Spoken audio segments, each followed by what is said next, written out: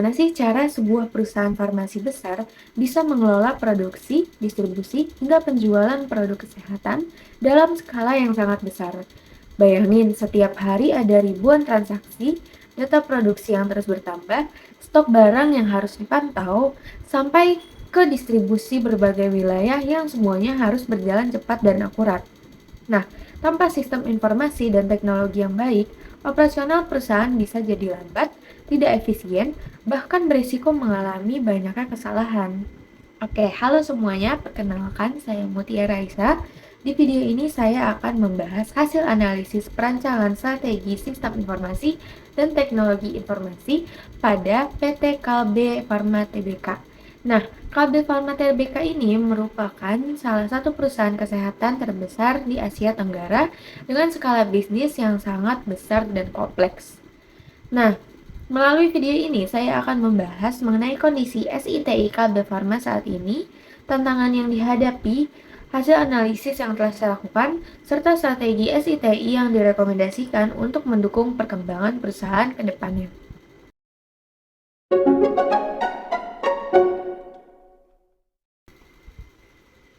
Sebelum masuk ke analisis pertama, kita perlu memahami dulu kondisi awal Kalbe Farma dari sisi sistem informasi dan juga teknologinya. Nah, berdasarkan hasil identifikasi, Kalbe sebenarnya sudah memiliki fondasi SITI yang cukup kuat. Nah, beberapa sistem utama yang digunakan itu antara lain adalah ERP berbasis Oracle sebagai sistem utama perusahaan yang mendukung operasional bisnis. Lalu kemudian ada EMOS sebagai platform digital untuk pemesanan B2B, serta ada Mostran yang digunakan untuk mendukung distribusi dan juga logistik. Nah, artinya, secara teknologi, Kalbe bukan perusahaan yang tertinggal. Namun, meskipun fondasinya sudah cukup kuat, masih terdapat beberapa tantangan utama. Nah, permasalahan pertama adalah adanya resiko fragmentasi sistem antar anak perusahaan. Nah, karena Kalbe memiliki lebih dari 40 anak perusahaan, maka kompleksitas pengelolaan sistem juga menjadi sangat tinggi. Nah, jika tidak dikelola dengan baik, data antar entitas bisa menjadi terpisah dan sulit untuk diintegrasikan. Lalu selanjutnya permasalahan kedua adalah integrasi data antar divisi yang belum sepenuhnya optimal. Padahal untuk perusahaan yang skalanya sebesar Kalbe, data yang cepat, akurat, dan terintegrasi itu sangat penting untuk mendukung pengambilan keputusan. Lalu untuk permasalahan yang ketiga adalah masih adanya beberapa proses produksi yang dokumentasinya dilakukan secara manual. Ini menjadi perhatian penting karena industri farmasi sangat bergantung pada akurasi dan ketelitian data produksi. Nah, selain itu, tantangan lain juga datang dari perkembangan teknologi yang sangat cepat, kebutuhan peningkatan kompetensi digital SDM, serta regulasi industri kesehatan yang terus berkembang. Berdasarkan kondisi tersebut, diperlukan perencanaan strategi SITI yang matang agar teknologi yang dimiliki benar-benar mampu mendukung kebutuhan bisnis perusahaan.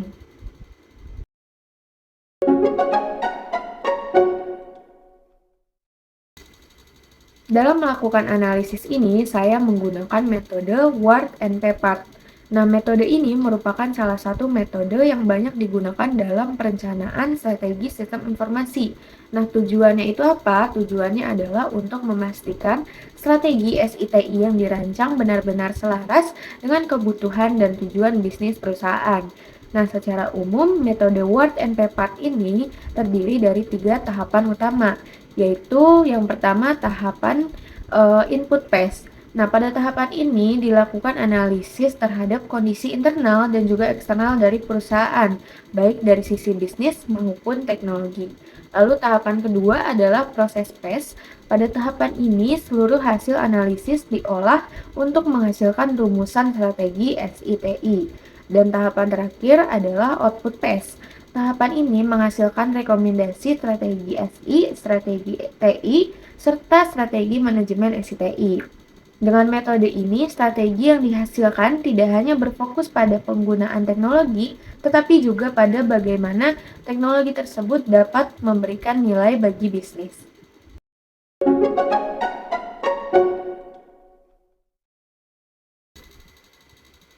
Analisis internal pertama yang saya gunakan adalah Critical Success Factor atau CSF. Nah, CSF ini digunakan untuk mengidentifikasi faktor-faktor kunci yang menentukan keberhasilan dari perusahaan.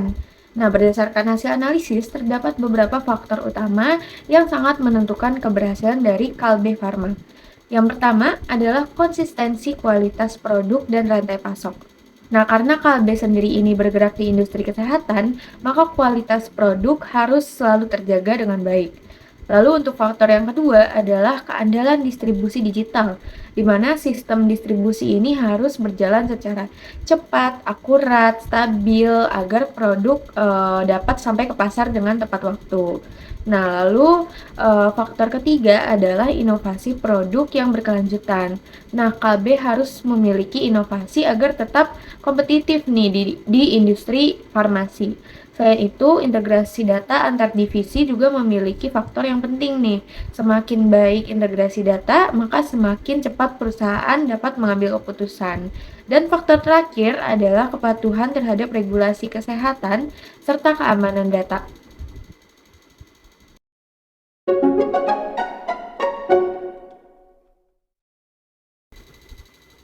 Selanjutnya, saya akan menggunakan analisis SWOT untuk melihat kekuatan, kelemahan, peluang, dan juga ancaman perusahaan. Pertama-tama dimulai dari kekuatan terlebih dahulu.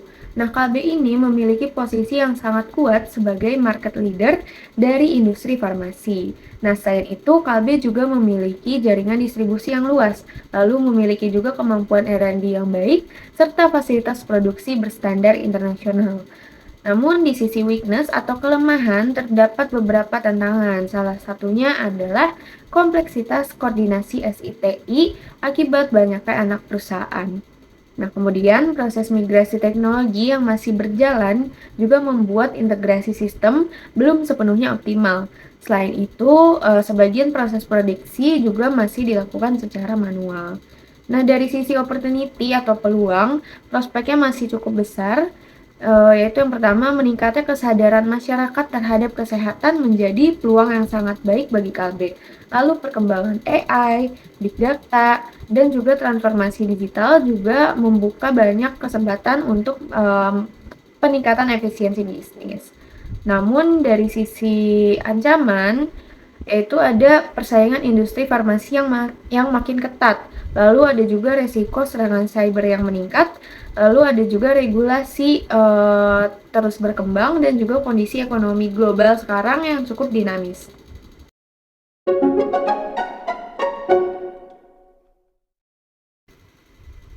Selanjutnya, saya akan melakukan analisis eksternal menggunakan PESTEL. Nah, analisis ini digunakan untuk melihat faktor eksternal yang mempengaruhi perusahaan. Nah, pertama itu dari sisi politikal, yaitu kebijakan pemerintah terkait industri masih menjadi pengaruh besar terhadap operasional perusahaan. Lalu yang kedua dari sisi ekonomi. Nah, nilai tukar rupiah menjadi faktor paling penting karena sebagian bahan baku farmasi masih bergantung pada bahan impor. Lalu yang ketiga dari sisi sosial, yaitu meningkatnya kesadaran masyarakat terhadap kesehatan menjadi peluang besar bagi Kalbe.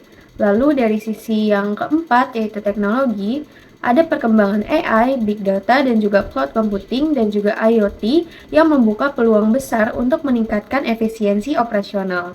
Lalu yang kelima dari sisi environmental atau lingkungan, yaitu perusahaan juga dituntut untuk menerapkan praktik bisnisnya lebih berkelanjutan. Dan dari sisi legal atau yang keenam, yaitu regulasi farmasi serta perlindungan data menjadi faktor yang harus diperhatikan secara serius.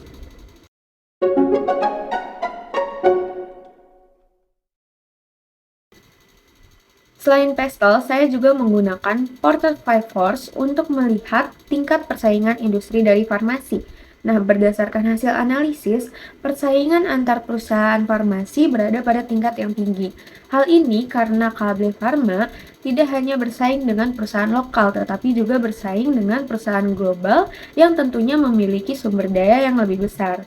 Nah, kemudian untuk ancaman pendatang baru berada pada kategori sedang.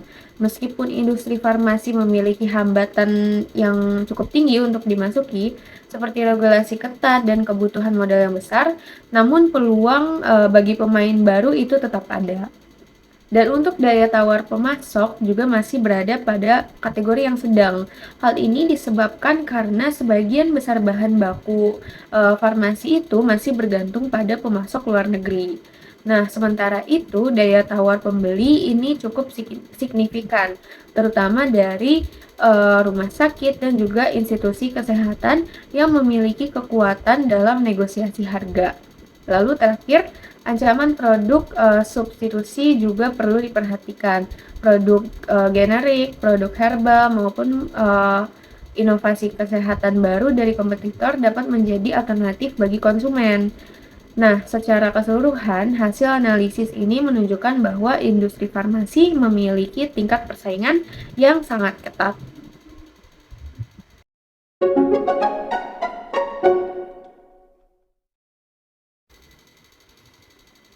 Berdasarkan seluruh hasil analisis yang telah dilakukan, terdapat 3 strategi utama yang direkomendasikan.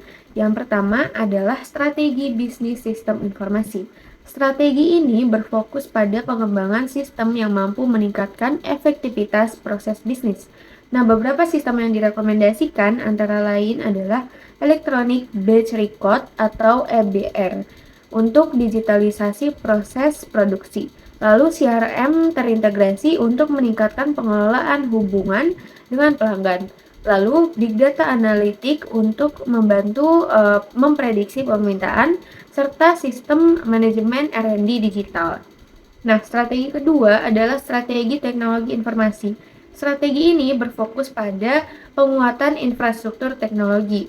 Nah, beberapa rekomendasinya meliputi migrasi penuh ke arsitektur microservice, lalu penggunaan hybrid cloud, lalu implementasi AI dan big data, penggunaan IoT untuk monitoring produksi, serta penguatan cyber security. Nah, lalu strategi ketiga adalah strategi manajemen SITI. Strategi ini berfokus pada tata kelola teknologi dan penguatan SDM. Nah, fokus utamanya meliputi penguatan tata kelola SITI korporat, peningkatan kompetensi digital SDM, penguatan tata kelola data, dan peningkatan koordinasi antar tim bisnis dan juga tim teknologi.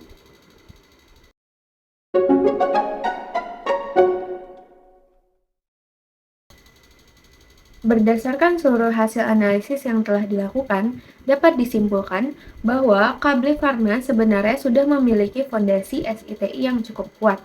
Namun, untuk tetap unggul di industri farmasi yang sangat kompetitif ini, hal tersebut masih belum cukup. Nah, perusahaan perlu untuk memperkuat integrasi sistem, mempercepat transformasi digital, serta meningkatkan tata kelola teknologi secara menyeluruh. Nah, dari analisis ini kita dapat melihat bahwa teknologi bukan lagi sekedar alat pendukung.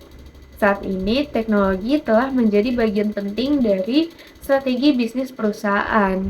Karena pada akhirnya keunggulan bisnis bukan hanya ditentukan oleh kualitas produk, tapi juga oleh seberapa efektif perusahaan memanfaatkan teknologi untuk mendukung operasional dan dalam pengambilan keputusan.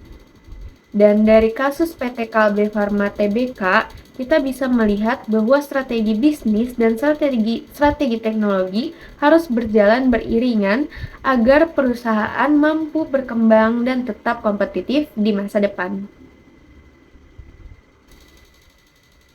Nah, itu tadi hasil dari analisis perancangan strategi sistem informasi pada PT Kalbe Farma Tbk menggunakan metode Word and Paper.